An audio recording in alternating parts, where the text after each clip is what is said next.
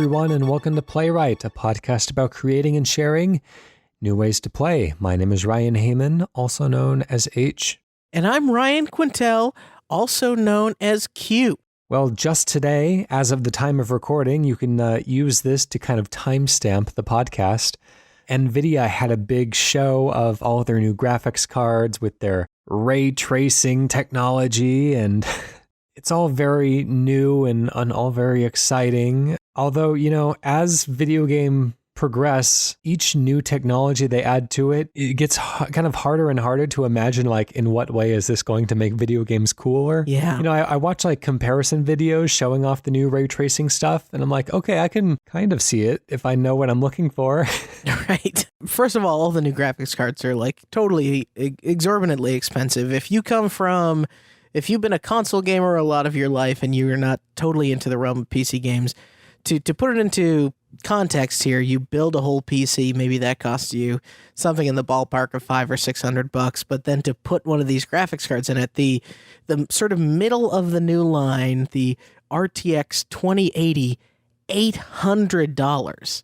That's, I mean, if someone said, hey, I have $1,000, I'd say, I don't know, go get yourself like a Switch, a PS4, and like a bunch of games you're going to love. I mean, to be fair, that is the Founders Edition, which is the version that they're putting out earlier. It's a little bit more souped up than the regular 2080s, which are going to run for about $100 less than that. But even so, you know, for $700, that costs more than an Xbox One X, which you can argue you'll get significantly higher value from a good PC, but that is just the graphics card. That's not even the rest of the machine. I think you hit it on the head with the, like, what are the gains that we're making at this point? Because, like, I always hesitate to say, like, video games look plenty good now, because that's always proven to be a silly comment, at least within the next, like, 5 to 10 years. But, yeah, it seems like now we're getting down to a different level of quality. Right now, we just have to figure out how video games fill the gap between what they are now and like high-end Hollywood production stuff as of 2018. Yeah. And so now I guess that's the next level to chase, with like light shining through skin and all this sort of next level of detail. But I think there's other places that the medium could advance, as we do here every week, that could be just as interesting, you know, and push video games forward. These video cards, they're very, very powerful now, and they're probably more powerful than most people really need. A lot of these video cards, and you'll see this with every new generation of video cards, is that there's a bunch of articles that come out like, do I need this? And the answer is always only in very extreme circumstances. Like if you're running a 4-monitor display and you want gameplay to exist on all of them, you might benefit from a more powerful card. If you're running 2 VR rigs off of the same computer, you might benefit from a more powerful card. If you're running in 4K and you want to simultaneously export videos or something, then, but you know, over time, video games catch up and it becomes the mid-level card. And so it's neat that the advancements are happening. You know, it's not completely unneeded. It's just, you know, to be first out the gate, to buy one of these right off the bat, it is really only helping people in very specific circumstances. And I don't know if we're in those circumstances yet. I think the best news coming out of all these new graphics cards announcements is that maybe I can get a 1070 or 1080 at a more reasonable price. Yeah, you have to weigh the, you know, buying something that was the top of the line just a couple months ago, knowing that there is something better already on the market. Yeah, very strange. Weighs on you. Anyways, let's get to some video game pitches. Today, I go first. What I have is not a video game idea. Sorry. Wait, what? What show is this? I want to have like an aspect that has to be worked into whatever video game idea we end up coming up with, but I don't necessarily have a game to build around that yet. Okay. Basically, what I want to do is, whether it's expert training for, security experts or something, or whether it's just like kind of rudimentary level training for people with perhaps emotional processing disabilities or something like that. I want a video game about identifying emotions on faces. And I don't want it to just be like flashcards. I want it to be like actually interesting and fun to play. So let's craft a video game out of identifying emotions on faces. This is really cool. I don't know if I assume this was on purpose, but is this in reaction to sort of research after research that suggests people who are exposed to screens for long periods of time are worse at identifying emotion on people's faces? That's a very tricky... I don't know if there's causality as much as people who tend to be bad at emotional connection anyways tend to gravitate towards spending a lot of time with screens, as I can say from the experience of my own life. Yeah, well, I mean, I forget who did the study, but somebody took a class of kids and they made one class just watch videos or whatever, and another class had to talk to each other, and the class that talked to each other was better at reading emotion on people's faces and a test afterwards, which is interesting. And I think now here's an opportunity for video games to kind of wrap around. It feels a little bit like video game exercise. You're kind of wrapping around and taking care of the problem that you yourself created, video games. Mm-hmm. How do you feel like this gets scored, right? Is there a multiple choice after you stare at a CG face, or maybe it's a real person's face? Well, that's what I'm thinking. I don't want it to be a quiz. I don't want it to feel like you're taking a test or something. But to kind of naturally work it into a video game, I'm thinking LA Noire had some really interesting ideas where it kind of bordered on doing something with facial expressions. It had that facial capture technology that has been since abandoned. It's too bad it was really cool. It just was a little uncanny valley. Yeah, which is, I don't mind that. It kind of promised to use the expressions of its digital actors to kind of sell you on whether or not they're lying or telling the truth, or whether they're hiding something. But it felt so random and binary, and sometimes the tells would be enormous, where it's okay, obviously they instructed the actor, look guilty now, and they're just playing that in a loop, versus sometimes they feel like they're trying to intentionally throw you off. And so, I don't know, it didn't really feel like it fully captured that aspect of it. And maybe that's because the lying, telling the truth binary is too stark, and there's not a lot of interesting gray area in between. So I don't know, maybe you're working at a food ticketing office, or it could be a Papers, Please type scenario where people are coming to you with something that they need, and you have to interact with people. You have to kind of determine what they're feeling, what type of attitude they're trying to put on. Maybe it's just more of a gray area scenario rather than choosing whether they are happy or not happy or sad, but telling the truth or telling a lie. Okay, here's a pitch for you. What if we make it so that you're a psychiatrist or something, or a psychologist, and you are seeing patients, and maybe you never actually see the same patient more than a couple times before you have to sort of compile notes and give them to the person's next doctor. And the twist is the next doctor is actually another player.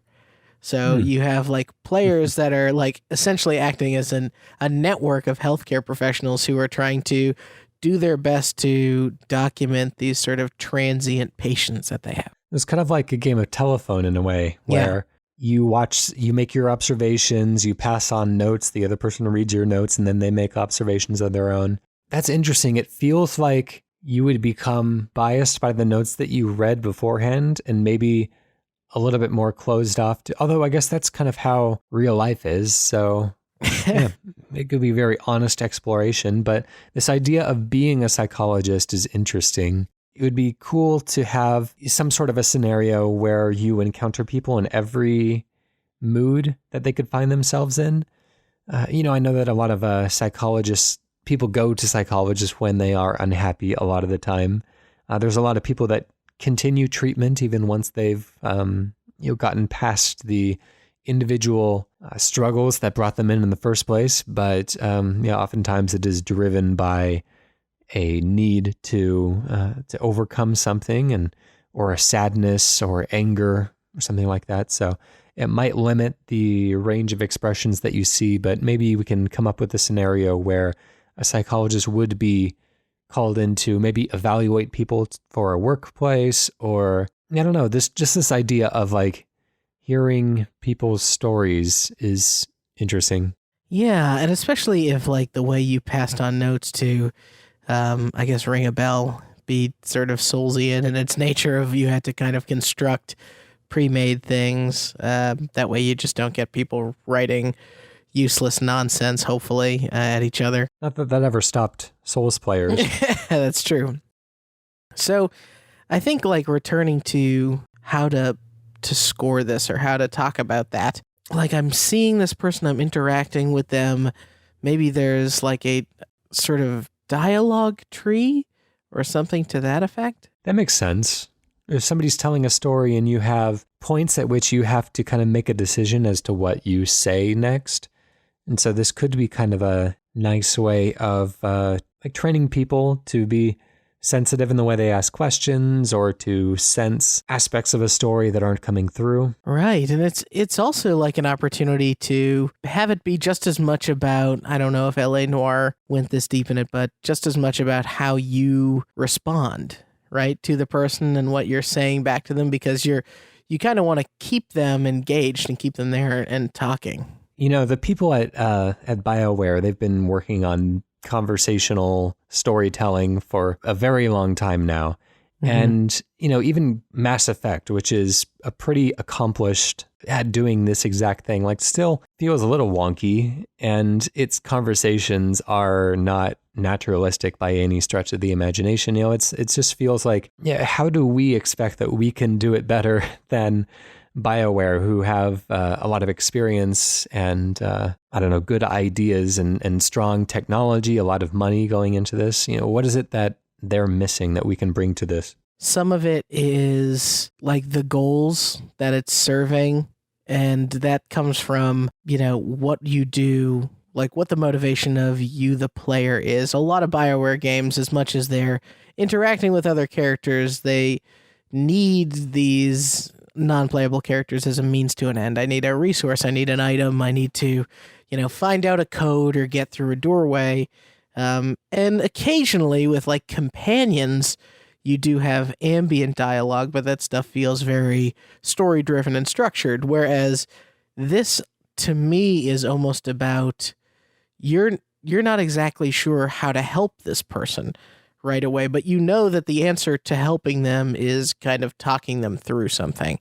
So to get someone to sort of go through that process of really trying to be in service of the NPC, I mean, how you do that in a way that doesn't feel like, oh, I said the right combination of things. Like, right. You know, how do you do this that like doesn't necessarily feel like it's you're kind of walking through a strategy guide or whatever is where I'm less clear. Maybe an interesting story, something where we can explore these themes that hasn't really been done yet, is you are an author trying to write a biography about somebody who's deceased now. And so you have to talk to their friends and loved ones and do a little bit of investigative journalism yourself to try to find out what happened. Oh. I just recently watched the film Capote with Philip Seymour Hoffman, you know, about Capote writing a book in cold blood about a series of murders that had taken place and the men who were convicted of performing them, and all the time that he spent talking to one of the killers in particular and making an emotional connection with him. And I just found that to be really interesting. You know, maybe your controls are just as simple as, you know, you have like an emotional wheel, like a color wheel almost, and you're just supposed to kind of like match the emotions of the person who's speaking. In a way of like drawing out empathy with them and strengthening that connection that you have as you're trying to get information from them and make them feel comfortable. So maybe as you are kind of in real time identifying and keeping up with the emotions that they're putting out there, then you will be rewarded with more information, with better information. And at the end, you come up with a book or an article of varying levels of intrigue and information. What's kind of cool about that is I think you get into a situation where you could even have a basic to game, quote unquote, gamify it. You could have a basic sort of rock, paper, scissors-esque system behind the scenes too, where like, oh, well, when somebody's feeling this, I know I can get a little bit more out of them or get something different out of them by going with this, complementary emotion and feeling in my response rather than just straight up mirroring. So there are times where you want to mirror, there are times you want to play off of it. And that could be really cool. And I think kind of gets to what you're trying to do here, which is like pay attention to the way somebody's like feeling and speaking. That's perfect. Well, you see, we did it. We found a video game in there. I have to come up with a name for this, which I have not done. Like portraits of somebody or something like that. Or like follow the thread. Follow the thread. Yeah, I feel like that sounds like a mobile game that is very literal for what it is. But yeah, like I've actually got an thread, idea in the bank that actually follow the thread will be good for us. Maybe we don't use that. We can do the sequel in an entirely different genre. Follow the thread too. Biographer is fine. Let's just move on. Let's close this book. Fair enough. All right. What do you want to pitch today? Well, my pitch comes from a very direct real life experience. I was moving and recently got all my stuff back here in Michigan, where I now live. I thought to myself just a few days ago, wow, as I saw people bringing stuff in and kind of not really unpacking it, but basically setting up some of the key things like furniture or whatever, I said, this is a video game.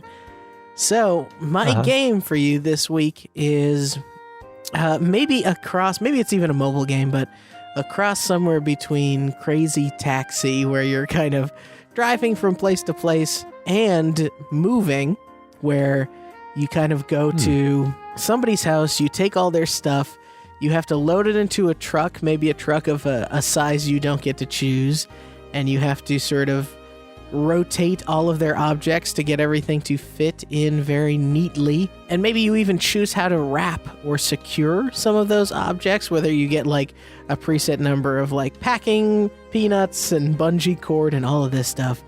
And then once you load it into a truck, you have to drive across town and set it back up in the person's new house as best you can to your memory, and like everything, there'll be a one-to-one as far as how many bedrooms and all of that stuff that someone's moving to.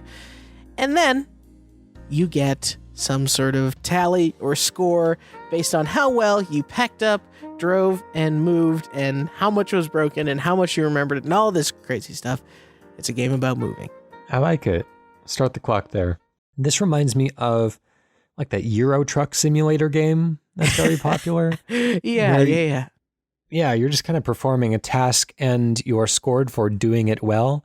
Although I can understand if you want to get a little bit more arcadey with it, like Crazy Taxi, although I feel like that would be kind of difficult to balance the crashing things in your car and making sure that everything arrives in one piece. Well, it wouldn't be a Playwright episode unless it was a sim, so why don't we call it a sim for now? There are a few games about like decorating a space. I know that that's one of my favorite things to do in The Sims.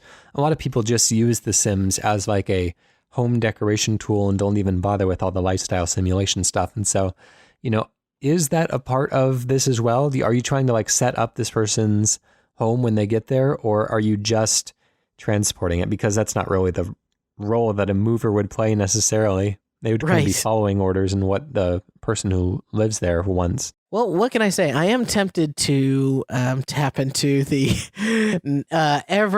ever more referenced on this show House Flipper video game and bring in some vibe of kind of going through a house and like trying to like the person has given you carte blanche to pack up their whole house and move it to a new house, but you have to sort of generally remember the setup, or else when the person gets to the new house and they're like, this is kitchen stuff. Why is it in the bathroom or whatever? And I love the idea of a really difficult house having like very similar lighting or lamps or chairs in different rooms of the house, and you're kind of doing your best to be like, I think this was the bathroom one. Maybe you're even keeping a notepad, offline to yourself the same way you would in some games where you're just like, okay, this you're making a quick sketch of the item. the thing with 3 shelves is for the kids' room and the 4 shelves are for the parents' room, that sort of thing. It's interesting, like if you have to set up the new home in a way that mirrors what you saw before, there's like a little memorization test in there. It could be just as interesting to do it in a very arcadey way where basically, just like Crazy Taxi, you're scored on the number of commissions you can pick up in a day. Oh, and yeah. so maybe you just want to get things done quickly. You want to pack up as quick as possible. You want to drive there as fast as possible without breaking stuff. You want to set up as quick as possible, but they have to be items at least in the right room and arranged in a sensible way. So, the couch can't be like upside down or something like it. Everything has to make sense. The couch has to be pointed towards the TV and so you're scored. Maybe you get like varying levels of score and pay ultimately for how good a job you do. That's a really great angle, and I think that we could pare down scope a little bit or make it a little bit more arcadey by making a house contain no more than, say, like a dozen things, right? So you're trying to do like a bunch of houses in a day, but these dozen things are all in different rooms or different configurations of like, really, I just need my, my bed, my sink, my toilet, that kind of stuff, like really silly. Mm-hmm. And then, so this actually happened to me in my move. So you're getting like life story mixed in with video game pitch here. The truck that was arriving was going to be an 18-wheeler and it would not fit down my street. So I had to pay an extra fee to have all my stuff unpacked from the 18-wheeler, put into a smaller truck, and then for them to drive the smaller truck and unpack that to my house. So sad story for me. It cost me a bunch more money to get that done. But I think that's interesting too, of like you get to the destination, like there's nowhere to bring the truck. You have to very quickly take all the stuff in the truck and throw it into another truck and then like figure out how to get that to the house. Like all these weird little things along the way. And let's say that a good day or a good run is maybe like, I don't know, 10 houses or something like that. Yeah, I feel like in video games, having too narrow of a street has never stopped me before, so I would find a way to do it. That's true. And then the existential dread that movers must feel going to a new place and finding out what the logistics of like is sharp corners in certain buildings of like, how are you going to get the couch in here? Like, how are you going to move some things? Maybe it's up a 5-story walk up or something like that. So some level of that house flipper first person frantically placing things, but then hopping back in the truck and having almost a Grand Theft Auto experience on the road. So maybe there's even some pieces of furniture that you can choose to disassemble and makes them a little bit sturdier. If you take the legs off of a table or something like that, it keeps it from snapping in the truck maybe. It makes it easier to transport, but obviously you're just adding time to your journey. I like if you could pack your truck similarly to like the Resident Evil 4 inventory screen. Yeah. Yeah, were we talking about this recently? I feel like we did talk about the RE4. Somebody had like a pitch or something of a game where it was like Tetris, but in the Resident Evil inventory system. Yeah, maybe that does sound kind of familiar.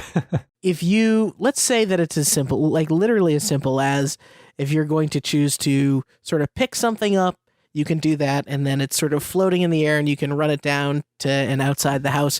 But then you can also have the sort of State of Decay, Destiny, whatever modern video game style where you can kind of hold down a button and like slowly disassemble a thing. And so it's not like mechanically that complex. You're just kind of like holding down and you're seeing a nice little animation of like whoop, whoop, whoop, whoop, all the wheels coming off and all that stuff. It'd be kind of funny is if this was like an Overcooked style thing. And I know that we reference that a lot, but I feel like there's a lot of things that style of game would add to this. Like you can get multiple people that need to carry couches and there's kind of the chaos of, you're trying to remember where things go, but maybe somebody else took something away. So when you're unpacking it, you're like, I don't recognize this lamp.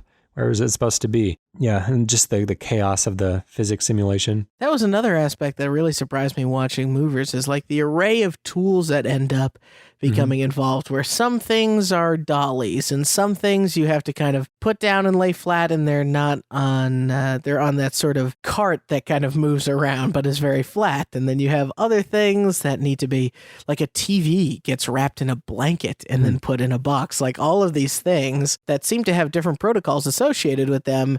But at the end of the day, you're sort of kind of going into a house, maybe not knowing the variety. It's like some sort of blind movers for some reason. And that could be because ultimately you need enough space in your truck to move everything. And so if you are wrapping stuff in the wrong kinds of materials, if it's not strong enough, then maybe the item can break in transit. If it's too protective, then you've just taken up a bunch more space than you need to by wrapping, Amiibo individually in their own blankets. There's also like an aspect of if your stuff also has to, like your tools and equipment also have to go in the truck, that if you don't take out the right stuff right away, like if you don't go in and properly scout the house and be like, okay, we're going to need this, this, and this, you start packing stuff in the truck, your tools are way in the back. And now to get to them, they got a piano in the basement. All right, take everything out of the truck. That sort of level of insanity. I think it's important that like a big countdown clock be like staring you in the face at the top of the screen or something. I do like, the Resident Evil inventory screen is interesting, but, this idea of it representing an actual space with only one entrance definitely adds something to it. Adds a level of planning ahead that you don't get from just shuffling things around in this kind of anonymous box space. Yeah, you get excited to see like a window that you can open and like, oh, we could actually wedge this kitchen table out the window if we try hard enough. If we are memorizing where objects were before and kind of putting them in a similar position, I feel like most of the time that people move, they do it for some level of variety. And so they might not move to a home that has the exact same number of rooms or that the rooms are shaped in the same way. So how do we account for that score-wise? Yeah, I was thinking that exact thing. So I think the basic way to do it is to say, hey, this is going to be for, you're trying to find a similarly mapped room. Maybe you get a crude drawing of the house from the homeowner, and they're telling you, oh, the kid's room is kind of here and our room is going to be kind of there, but not specific enough where you could do it just sight unseen. All right, well, let's wrap it up. We're out of time. Let's unpack. Oh, well, I guess we already unpacked that. Let's pack this one closed. Yeah, let's move on out of here. All right, so what are we going to call this one? I don't know. I would love to give it some sound of like two burly guys from Brooklyn moving company, but yeah, I don't know if it's Crazy Movers or maybe Ramp Up could be cool. Ramp Age. The age of the ramp. The age of the ramp. Oh, why don't we call it Dolly Dash? Dolly Dash. I mean, obviously, that was what I was going to call my Dolly Parton mobile game next week, but I guess I'll just have to come up with something else. Beat you to the punch. You got it. Dolly Dash. We're going now to a pitch from the community. This comes from Ashton Herrmann, who we've heard from before, who says, "It's been a long while since my last pitch, so let me apologize now for slacking on y'all. I've got an idea that's been bouncing around in my head for a few years, but I've always struggled to really nail it down." Well, that's never stopped us, as you've heard today. Yeah. Ever since I first played Morrowind, I've dreamed about an open-world RPG in the same vein as the Elder Scrolls games, but in a 2D side-scrolling action RPG. Other games, I vaguely remember someone playing a fantasy side-scrolling MMO in the library back when I was in college, may have tried something similar, but I think my idea is different in that while you can typically play across the X and Y axis of the screen just like any side-scroller, you can choose at any time to reorient yourself by stepping into the Z-axis. The camera pans around your sprite, creating a new side-scrolling plane, and the background changes accordingly.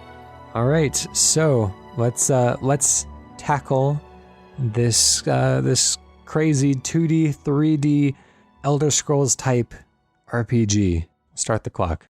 This is kind of interesting. It almost has like, what if Elder Scrolls was also Fez, kind of? Right, yeah. Which I feel like there is a type of game that already kind of inhabits that space, which is the dungeon crawler. You know that type of game? Yeah, where you can kind of look all around, but it's always sort of flat. Right, yeah. It was very popular back in the old days of computers, back before 3D really took off. Although you'll see modern dungeon crawlers, there's a Severed, which we've referenced before, which I really like. Yeah. Dungeons of Dreadmore, I think is the name. Oh, who could forget? There's the Etrian Odyssey. Atlas, I think, has like 3 series of dungeon crawlers that they put on 3DS. Persona Q. So it's not a non-existent genre these days, but I think what Ashton has in mind is like a side scroller, like Mario, where you can see your character, but you can kind of oscillate into this 3D space, kind of like a Paper Mario. What is it? Thousand Year Door. Which one is the one on GameCube that you can rotate? Super Paper Mario, maybe it was. Yeah, I don't know. Doesn't matter. Paper Mario. Yeah, it could be Paper Mario, Thousand Year Door. This is a question to me of like hidden information. I always feel like games that are like, hey, surprise, you can rotate, are always about like obfuscating something from you in one plane. So, I mean, the Elder Scroll games are very much usually presenting themselves very plainly to you because you play them in first person. You can play in third person. I actually like to play them in third person, but the idea of it being something where you're rotating, I'm struggling to come up with a way so that you're just not constantly like pressing the rotate button to check for stuff. That would make sense if there were clear signs that led to each instance where you could rotate and come up with a new, but that, I don't really see how that's different than just like walking in a door and entering a new room, because for all intents and purposes, the realm that you were on before kind of disappears and you are just in a new side-scrolling space. Maybe there's room for, if each room is circular, then and you turn sideways, you're going into the circle now. And I don't know if you end up on another circle. I'd have to kind of do the math in my head, or whether there's just hallways that kind of link these circular rooms. But again, I don't really know what that gets us that we couldn't just do with side-scrolling rooms linked by doors. Right, and I just started. Shame on me for not putting in more time with Octopath Traveler, and that has that is kind of all you can walk on is X, Y, and Z, right? And it's all relatively flat, but you just kind of move analog within that space.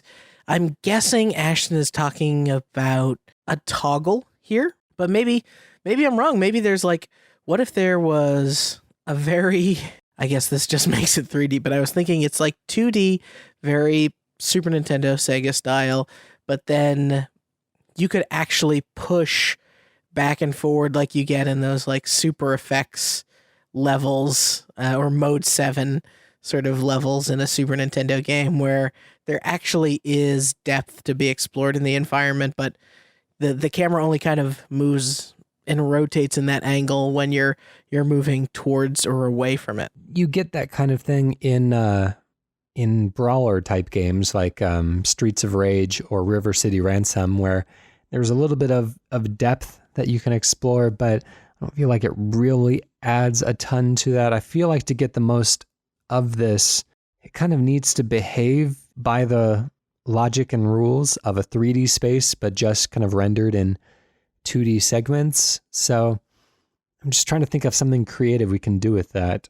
Is there something to potentially putting this into a Super Mario Odyssey style, like mapped onto a surface type of feel to it that like allows you to sort of travel within an object as well as around the object? Maybe the entire world is kind of like scrawled out on maps, and so you're playing like this little figure on a scroll or on a map or something like that, and as you kind of go from the world map into a town, then it zooms in on that space.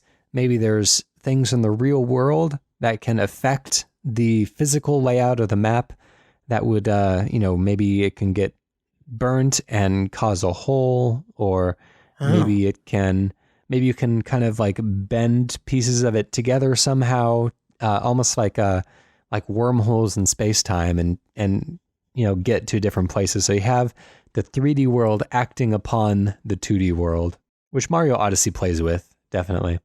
I don't know why, but in my head, the visual of this game looks like Magic Sword on Super Nintendo, which is, I don't know if you know Magic Sword, but like you have this sort of Magic Sword Super Nintendo aesthetic, but then if you could kind of go into doors in that game. But I think the twist here is like if you went into a door and suddenly you were in that sort of almost like the Sonic the Hedgehog special level moving forward in a space. So like there is like the flat plane of the world, but there's anytime you kind of go into that, like you talked about a room or a door, you're actually on a separate like view. So it's kind of, you are doing a toggle of sorts, but it's controlled within different areas like That's houses not really and doing buildings. anything new though. You know, Yeah. if we're going to be hosting a video game podcast about coming up with new ideas, we can't just say Sonic the Hedgehog 2 and call it good. Right. He says here the camera pans around the sprite, creating a new side-scrolling plane, and the background changes accordingly. So every environment has to be constructed as though it's 3D, Mhm. right? But we're only ever seeing one side of it. Yeah, you know, maybe there's room to play with some of the same stuff that not Stardew Valley, Monument Valley plays with, where it has a bunch of, have you played that before? Yeah. Oh, and Okay, this yeah. is similar to another game that you talked about where you could kind of collapse down like a PlayStation 1 game, I believe. I believe you. I don't remember off the top of my head. Yeah. But, you know, it's all kind of like MC Escher type of, not rooms, but yeah, castles and stuff that you would walk on, but they all have kind of impossible geometry that if viewed from a certain angle connects through and makes a path. And so you can walk on that. So maybe the entire world is kind of like printed on the sides of shapes, and you can, with maybe the right thumbstick, you can manipulate the shapes, you can move them together or rotate them or perform some sort of an interaction with the shapes to create shortcuts between spaces, to cause a room to flood because you've connected it to, you know, very similar to Gorogoa, actually, from last year.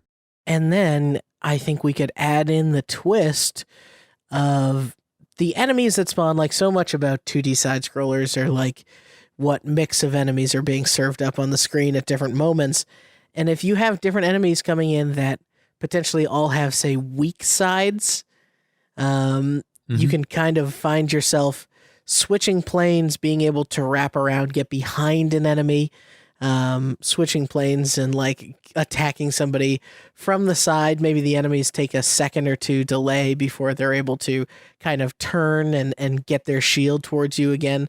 So you have a combat system that rewards you kind of moving across all the sides of the creature to find out like which side you are most advantageous to attack. All right. Well, I think we've thrown out about a dozen ideas. I don't know if we settled on anything in particular, but there's some ideas to chew on anyways. We have to cut ourselves off at 10 minutes. Otherwise, we'd be at this forever. And nobody wants a podcast that's longer than 45 minutes. Ashton, if we gave you some direction of this and then you have a counterpoint, either leave it in the comments or write in again and we will follow up on this thing. Yeah, definitely. We can do a part 2 on this idea. What are we going to call it? You know what I want to call it. Side quest. Or maybe sides quest. Side quest is very good. I like that a lot. I'm gonna take that. All right. That was written in via our website at playwrightcast.com/pitch. You can do the same, listener. You can come up with an idea of your own or just a vague little hint of an idea of your own, and we will turn it into something. Or we will have 10 ideas that circle it. Yeah, right. Like a toilet drain. I was going to say, we didn't do the, perhaps we didn't make the best example of making something from it today, but we will try. Yeah. We will come up with something interesting anyways. You can also email us, playwrightcast@gmail.com, or you can tweet us at playwrightcast. In all of those instances, it is PLAYWRITECAST. Yes, and special thank you to PROTODOME for the use of our theme song, Hello World, off of the album Blue Noise. It's very good. And while you're listening, the best way, I know we have a bunch of new listeners, the best way you can help us spread the word and get it out there, go to Apple Podcasts and leave us a review. It's right there in your podcast app. If not, you can go to our website and there's a little link, a little music note to the Google Play stores and to the Apple Podcast stores. That's how people find us. because I can't go on GameScoop every week and pitch the show. But we really appreciate you, classic listeners, listener classic, and new listeners. So yeah, go check it out. To take us out of the show today, I'm going to pitch a miniature idea. What I have today, might want to save this for a real pitch, but who's saying we can't revisit it at some point? Yeah. I want a fighting game with characters from classical paintings that are restricted to moving in the same pose at which they were in the painting. Oh, God. Sold. All right. Well, we'll see you next week then. Bye.